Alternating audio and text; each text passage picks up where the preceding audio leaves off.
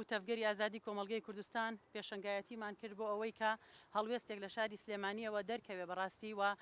بە خۆشحاڵیەوە کۆمەڵێک لە وڵات پارێزان لە هاوڵاتیانی شاری سلێمانی نوێنەرایەتی لایەنە سیاسیەکان ڕێکخراوەکان پێشمەرگە دێرینەکان و ڕاگەیاندکاران لێرە ئامادەن ئامانجی گردبوونەوەکەمان بەڕاستی پرۆتستۆکردن و ئیدانەکردنی ئەو بۆردومانانە و ئەو پێشێلکاری و دەستدرێژیانەی دەوڵەتی تورکیایە بۆ سەر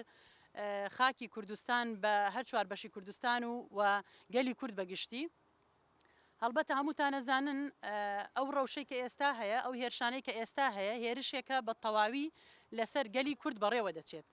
ناکرێ ئێمە ئەم هێرشانە جیا بکەینەوە لە چینێک یان بەشێک یان هێزێکی دیاریکراودا بەڵکو ئەم هێرشانە بە شێوەیەکی سەرتاسەری لەسەر گەلی کورد لەسەر نەتەوەی کورد واتە هێرشێکی نەتەوەیە لەسەر ئێمە بە هەموو پێوانە جیاوازەکانەوە بەڕێوە دەچێت واتوانین بڵێن تەنها هێرشێکی سەربازی نییە تەنها هێرشێکی داگیرکاری خاک نییە بەڵکو هێرشێکە لە چاند و زمان و کەلتور و فەرهەنگ و ئەدەبیاتمان بگرە تا خاک و ئاسمان و ناسنامەمان لە ژێر هەژمون و لە ژێر خواستی داگیرکاری دەوڵەتی عوسمانی نوێدایە بۆ خۆتان ئاگادارن کە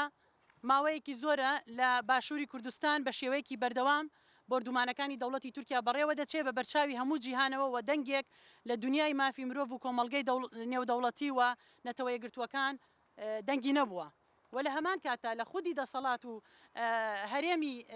باشووری کوردستانیشەوە نەک هەڵوێستێک نەبووە بەڵکو بەداخەوە ئەڵێن کە هێزێک بە ئاشکرا بەبێ پەردە کەوتۆتە ناو هێڵی خیانەتەوە و ئەمڕۆ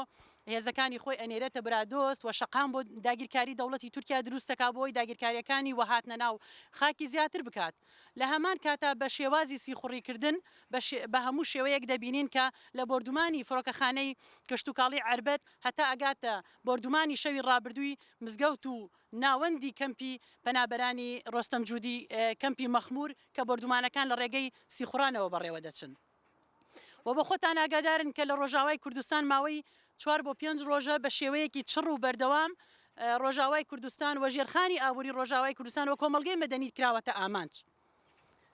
لێرەوە وەکو گەلی کورد بەڕاستی هیچ دۆستێکی ئێمە نەبوو و هیچ دەنگێک لە دنیای دەرەوە و کۆمەڵگەی نێودەوڵەتی دەرنەکەوتووە ئەوەی کە داعش پێی تەواو نەکرا تورکیا ئەوێ تەواوی کات ئەو کۆبانیەی کە بریندارە ئەو کۆبانیەی کە جیهان قەرزداری خوێن و تێکۆشان و بەرخۆدانی کۆبانیە کە شەڕی لەبری هەموو جیهان کرد ئەمڕۆ جارێکی تر دەوڵەتی تیرۆریستی تورکیا هێرش و فشارەکانی دەخاتەوە سەر کۆبانی و تەواوی ڕۆژاوای کوردستان بەوەدا بزانە کە دۆخەکە جیاوازە و گۆڕانکاری بەوەدا هاتووە کە لە ئێستادا هێرشەکانی دەوڵەتی تورکیا لە کارگەی چیمەنتۆ بگرێ بۆ خۆراک بۆ نەخۆشخانە تەختی زەوی کراوە بۆ پەروەردە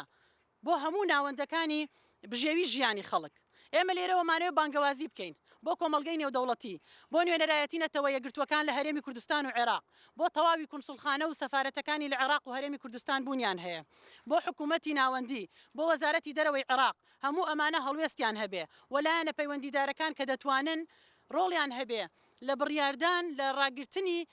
یان لە بڕیاری دژەفرین بۆ ئاسمانی باشووری کوردستان و عێراق و لەگەڵ ڕۆژاوای کوردستانیان باکوور و ڕۆژەڵاتی سووریا داواکاری ئێمە ئەوەیە کە بڕیاری دژەفرین بۆ ئەم ناوچەیە بدرێ و چیتر خەڵکی ئێمە نەکەوێتە ژێر بۆردومان و ڕەحمەتی دەوڵەتێکی بێڕەحمی فاشست و تیرۆریستی وەکو دەوڵەتی تورکیاوە بانگەوازی بۆ گەلەکەمان لە باشووری کوردستان بە هەموو چین و توێژەکانەوە ڕاگەیاندکاران و کەناڵەکانی ڕاگەیاندن زۆر گرنگە ئەو هێرش و فشار و داگیرکاریانە بکەن بە ڕۆژەف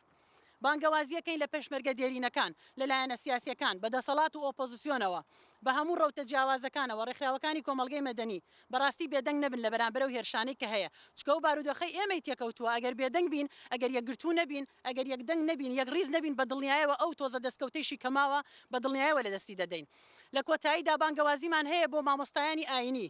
لێرەوە دەڵێن بەناوی ئەو هاوڕێیانشمان کە لێرە ئامادەن دعوەتی مامۆستایانی ئاینیەکەین بۆ هەڵوێز بەرامبەر بە مزگەوت بەرامبەر بە ماڵی خوا بەرامبەر بە قورئانەکانی کە دەسووتێنرێت ئاردۆگان ئەو بیرۆکە فاشیزمەی هەیەی لەسەر نکۆڵیکردن لە ئەوی تر بە هیچ جۆرێ ئەمەی نەشاردوێتەوە و هەمیشە هەوڵی داوە هەر دەستکەوتێکی کورد هەر قەوارەیەکی کورد لە هەر شوێنێک بێت ئەم پەلاماری بدا و لە ناوی ببا و پیرانگیری لە دژ بکە هەمووتان نەزانن چ باشووری کوردستان چ ڕۆژاوای کوردستان بەردەوام لە ناو ئەو شەڕەدایە کە دەوڵەتی فاشیزمی تورکیا ئەوێت بە هەموو جۆرێک دەستکەوتی باشوور و ڕۆژئاوا بسڕێتەوە. ئێستا لە ڕابردوودا لە باشووری کوردستان بە ئاشکرا یەت فڕۆکەخانەی عربەت بردومانەکە و بەیاننامە دەرەکە و زۆر بە بێمنەتانە ئەڵێ ئەوە منم و هەروەها لە ناو چەقی هەولێرە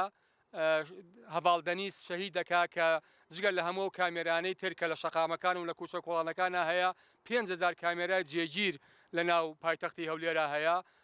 بەڵام بە بەرچاوی هەموو ئەمانەوە دێت ئازادی خوازێکی وەکو هەواڵدەنیست تیرۆرەکە و هەروەها بکوژ و تیرۆریستیش تا ئێستاکە لەلایەن دەسەڵاتدارانەوە هیچ شتێکی لەبارەوە نەوتراوە. کەواتە هەڵلقەی بردومانکردن تیرۆر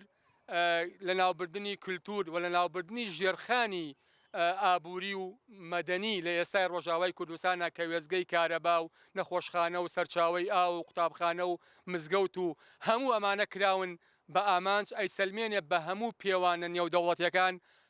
دەوڵەتی تورکیا تاوانی جەنگی ئەنجام داوە. بۆیە لەسەر کۆمەلگای نێودەوڵەتیە ئەگەر بەتەنگ ئەو بنەما ئەخلاقیانەوەن کە خۆیان بانگەشەی بۆوەکەن دەبێت لەسەر ئەم تاوانی جەنگەی دەوڵەتی تورکیا بێنە دەنگ. هەرچەنە بەداخەوە وەکو چۆ شێرکۆبیەکەس لێشێک لە شعرە جوانەکانیا ئەڵێ مافی مرۆڤ درۆیە بۆ ڕۆژە لە ڕۆژان لە دەمی هەڵەوەڕی مێژ و هەڵوەری پێچێ کۆمەلگای نێودەوڵەتی و ئەو موەسسەساتانەی کە تایبەتمەندن بەم بوارە هەر بەڕاستی لە ناو چوارچێوەی ئەو شعری شەرکۆبیەکەسی مەزنا خۆیان ببینەوە. ئەو دەستدرێژکاریەی تورکیا هەرڕەشەیە بۆ سەر ئارامی و سەقامگیری ناوچەکە. وێڕای ئەوەی بەتوندی دانێ ئەو دەستدرێژکاریەی تورکیا دەکەین هاوکات داوا لە کۆمەلگای نێودەوڵەتی ویلایەنەت پەیوەندیدارەکان دەکەین سنوورێک بۆ ئەو دەستدرێژە بەردەوامانە و سیاسەتی داگیرکاری دەوڵەتی تورکیا بۆ سەر ڕۆژاوای کوردستان دابنێن و پێشی پێبگرن کە پێچەوانەی یاسا و ڕێسا و بنەمانیە و دەوڵەتەکانە و بۆتە هۆی مەترسێکی گەورە بۆ سەر ناوچەکە. حیزبی زەحمەتکێشانی کوردستان لە سۆنگەی بەرپرسیارەتی و درێژکردن بە هەستیاری ڕەوشەکە و ڕوبەڕووبوونەوەی دەستدرێژکاری تورکیا و ئالەنگارەکانی قۆناغەکە جەخت لەسەر پێویستی پتەوکردنی یەکریزی کوردستانی دەکاتەوە و داوا لە هەموو هێزولایەنە سیاسەکانی کوردستان دەکات بە یەکێتی و یەکدەنگی وەڵامی پیلانی دوژمنان و داگیرکەرانی کوردستان بدەنەوە.